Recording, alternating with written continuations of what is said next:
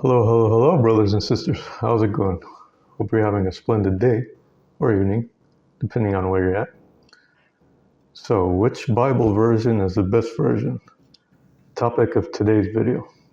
It's quite a loaded question, brothers and sisters, and I can't do it justice with just one video. I'm gonna try my best to condense this down into something useful, for you to make a decision on which Bible version to go with. Either if it's your first Bible or if you read the Bible before and you want a supplement, and I'll try my best to give you helpful information in order to make a good choice, brothers and sisters. And there are many Bible versions, but in this video I'm going to just discuss what I like to call the Big Four, meaning the four most popular Bible versions, which is the King James Version, the ESV, English Standard Version, the New International Version, and the NLT, the New Living Translation. So let's get right into it, shall we? First of all, this video was inspired by me recently getting a new Bible. And here it is, the ESV Economy Edition, large print. And it's a pretty big Bible with a large print, large fonts for those who have trouble reading. I don't know if you can see this. The camera is focusing correctly. That's pretty big type font, brothers and sisters. And it's a paperback. It's a pretty thick book, as you see here. 1,150 pages, to be exact. And this Bible has a slightly less. The paper quality is slightly lower than the previous one I had. I had a King James version before, but it got stolen. My recent trip to Athens, my whole backpack was stolen, and in my backpack I had my King James Bible, and it got stolen along with my backpack. I'm going to put a picture to show you which version. It was a tiny version. It was a small print, so I don't recommend it if you have reading problems or vision problems. But the thing that I liked about that Bible was it had Jesus's words in red, and in the appendix it had these cool maps of Israel, of the 12 tribes. It had the route that the Israelites took in the wilderness. So that's what I liked about that Bible. And it had pretty good quality paper, the pages. But like I said, it was small print. It was it was for travel purposes. It was like a small booklet, like this big. Not this one. This is huge. This is for home purposes. You can take it with you. But this Bible, I like this Bible.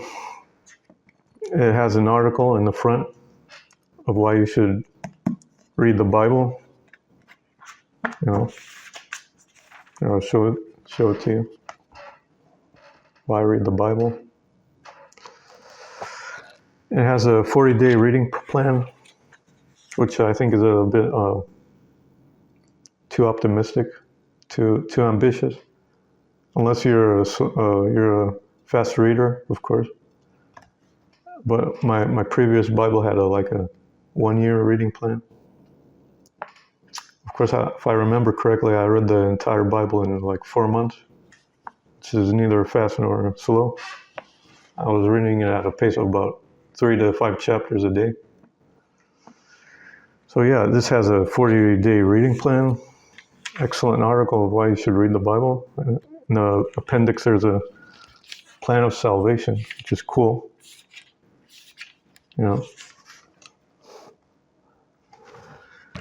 I'll read the last paragraph because it's really nice, brothers and sisters.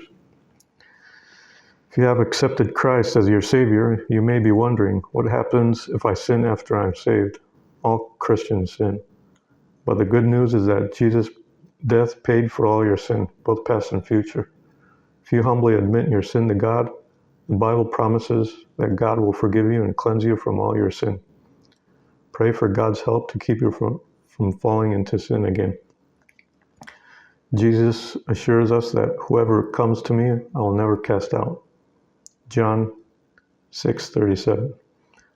Your salvation is sure because Christ's sacrifice of himself on the cross is greater than any sin.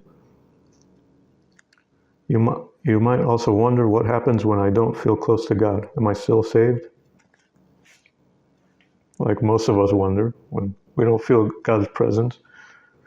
When a person has accepted the gift of salvation, Jesus describes his relationship with them as being like the relationship between a shepherd and his sheep. My sheep hear my voice, and I know them, and they follow me. I give them eternal life, and they will never perish. No one will snatch them out of my hand. John chapter 10, verses 27 to 28. Salvation is not based on your feelings, but on the fact that God has welcomed you into his family through faith in Jesus. Nothing on earth or in heaven can break that bond. Nothing. If you feel far away from God, examine your life to see if there is an unconfessed sin standing between you and God. See? That's where the lack of peace comes from. Unconfessed sin. Continue to read the Bible and pray regularly, filling your mind with God's truth and goodness. Talk with other Christians and learn from their experiences. You will grow closer to God as your knowledge and experience of him grows. Rest assured in the promise that nothing can separate you from his love. Romans 8:35 to 39. So that was the last chapter, and not the last paragraph, by the way, but it's about 2 or 3 pages, this plan of salvation. I intend to read it. So, yeah. I went with the ESV, which I'm going to get into why later in this video. So, now I'm getting into the meat of the video. So I'm going to discuss these 4 Bible versions in some depth, starting with the King James Version. The King James Version is named after King James VI, who was a king of England in the Enlightenment period. And he was the one who funded these translations, which is why it's named after him. He wasn't the one who actually translated it, he just funded it. And it was published in 1611. And this version, this translation isn't from the original Hebrew manuscripts. It's from Erasmus's Latin and Greek translations in the 16th century. Erasmus was a Catholic priest and a theologian who wrote the Latin and Greek translations, the early translations. So the King James Version is like a copy of a copy. It's not a copy of the original. And the 3 modern translations, the ESV, the NIV, and the NLT, these are translated directly from the original manuscripts. So these are the copy of the original. And before going any further, I'm going to just give an example of one of my favorite rapture verses, Luke chapter 21, 34 to 36. I'm going to read these verses in each of these versions to compare the pros, so you can make a good decision, brothers and sisters. So let's start out. I'll start with the King James Version. And take heed to yourselves. Take heed means take notice, pay attention to, lest Lest means for fear of. At any time your hearts be overcharged with surfeiting and drunkenness and cares of this life, and so that day come upon you unawares. Unawares means suddenly or by surprise. For as a snare means trap, shall it come on all them that dwell on the face of the whole earth.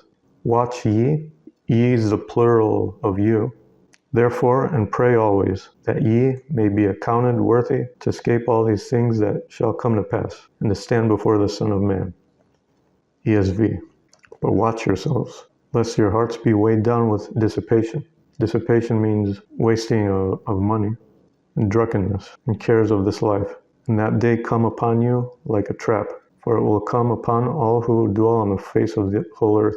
But stay awake at all times, praying that you may have strength to escape all these things that are going to take place, and to stand before the Son of Man. New International Version. Be careful, or your hearts will be weighed down with carousing. Carousing means enjoying oneself, drinking and socializing and whatnot. Drunkenness and the anxieties of life, and that day will close on you suddenly like a trap, for it will come on all those who live on the face of the whole earth. Be always on the watch, and pray that you may be able to escape all that is about to happen, and that you may be able to stand before the Son of Man. New Living Translation. Watch out. Don't let your hearts be dulled by carousing and drunkenness, and by the worries of this life. Don't let that day catch you unaware, like a trap, for that day will come upon everyone living on the earth. Keep alert at all times, and pray that you might be strong enough to escape these coming horrors and stand before the Son of Man. So there you have it.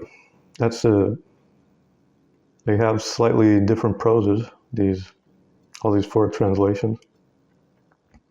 The King James Version has words and phrases that aren't used in the modern English anymore, like though, ye. Though is you in singular, and ye is a plural form of you. And hearken means listen. Unawares means, like I said before, it means by surprise, suddenly. And there are other words too. Many words in the King James Version that you're not going to know what they mean. You're going to have to look them up, You're going to have... some King James Version Bibles have a built-in dictionary in the footnote, so you can consult that. But it's a little bit hard, going back and forth from the footnotes to the verses, from the footnotes to the verses. It gets easier the more times you read the King James Version, as you memorize the meanings of the words. But it's a bit tedious the first time you read the King James Version. If you don't know Old English terms and phrases. Obviously, it uses Old English. The ESV is the one I prefer from all of them, because in my opinion, it strikes a nice balance between readability and formal language. The ESV has uses the most formal language than the other two modern versions. That's what I like about the ESV. It combines readability and formality, which I like. I'm a big fan of formal language. The NLT and the NIV, New International Translation, these have a slightly less informal language. The NIV has a slightly less formal language than the ESV, and the NLT has the least formal language of all the four. And the ESV is like a word-by-word translation of the original Hebrew manuscript, whereas the NIV and the NLT, they have a thought-by-thought translation. So, that being said, the caveat about the modern translations, which I have a small gripe with, is that they miss certain verses that are in the King James Version. They're 16 verses total, And the most important verse that's missing from the modern translations is Matthew chapter 17, verse 21, the one that talks about the prayer and the fasting. Howbeit this kind goeth not out by prayer and fasting. So Jesus was talking to one of his disciples, if I remember correctly, it was Peter. He was wondering why he couldn't cast out a demon from somebody. And Jesus told him that you can't cast out this demon because you have to fast too in order to cast it out, because it's a powerful demon. So I think most editions of the modern translations, they have this verse in the footnotes.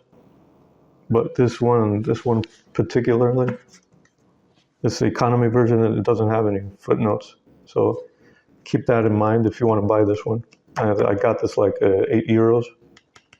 So it's not going to break the bank, brothers and sisters. But it doesn't have footnotes. That's the main gripe I have with this. But it's a good translation. It's a good edition.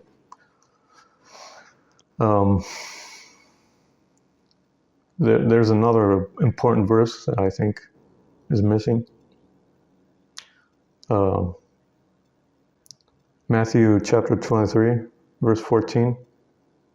Woe unto you, scribes and Pharisees, hypocrites, for ye devour widows' houses, and for a pretense make long prayer, therefore ye shall receive the greater damnation. So in this verse, Jesus is talking about the Pharisees, obviously. And I think this verse is in the footnotes too, in most modern translations. And in Matthew chapter 20, verse 16, for many are called, but few are chosen. This is missing as well in the modern translations. And there are other verses too that are missing, but I don't think they're as important as these three verses. Some of those verses are in the Bible that I bought, but they're in their numbering is different.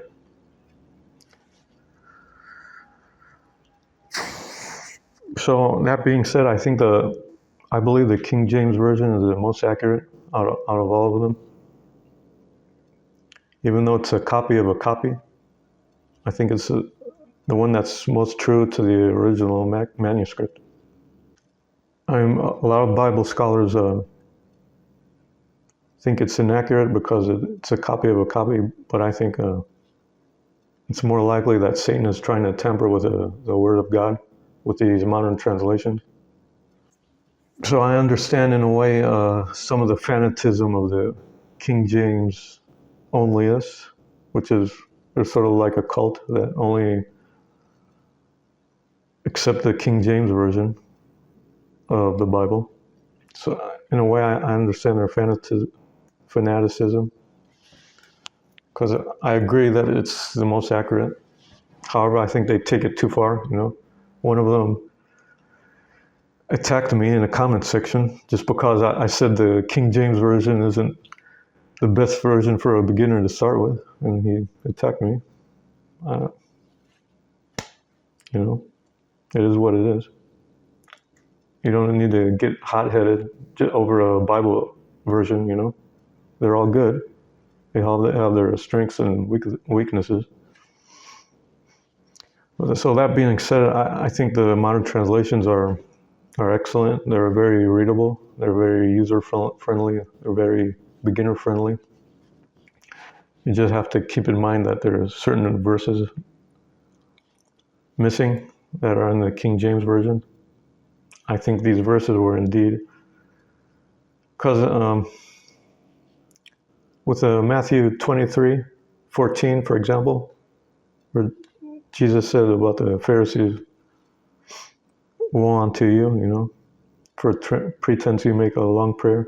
I think Jesus really said these words. It's consistent with his character. I mean, we know he wasn't a nice guy. He was kind, but he called a spade a spade. He didn't sugarcoat anything, you know. So this is consistent with his character. I really believe he said this, even though some Bible scholars took it out of the modern translations that claim that he didn't say these words, you know, because they claim it wasn't in the original manuscript. But like I said, I think the King James is most accurate. That being said, I think that the modern translations, like I said, they're excellent. We shouldn't throw away the baby with the bathwater just because there are a few missing verses here and there. I mean, they're very readable. They're very beginner friendly. So that being said, which is the best version? The King James, I believe, is the most accurate.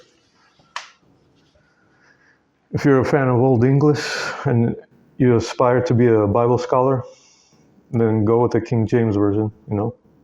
The King James is required reading if you want to be a Bible scholar. You have to know the ins and outs of it. If you're like me, you want a balance between readability and formal language, then go with the ESV. Not this particular one, because it lacks footnotes. But go with another edition like a study Bible that has footnotes and other tidbits, informational tidbits in there. That's an excellent choice for a beginner. ESV Study Bible. And if you're a fan of a more informal language, then either go with the New International Version, which is a little bit less formal than the ESV. Or if you're a fan of even less formal language, then go with the New Living Translation. That's good too, you know. These two are less formal language in the ESV and the King James Version. So yeah, that's pretty much it. I can't do this topic justice with one video, so I'm going to make many more videos about this, about Bible translations.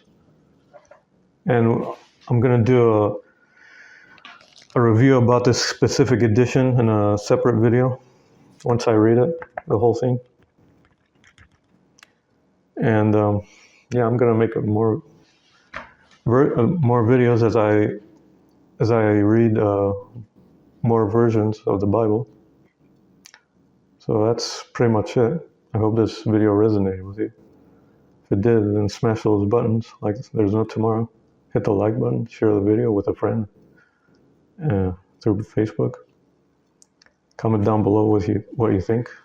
Which version do you have? Which one do you think is the best? If you want me to lift up a prayer for you, say so, and I'll do that. Also lift up a prayer for me too. We should all help each other out these perilous times, brothers and sisters. So that's pretty much it. I'll see you, brothers and sisters, in the next video. Bye-bye.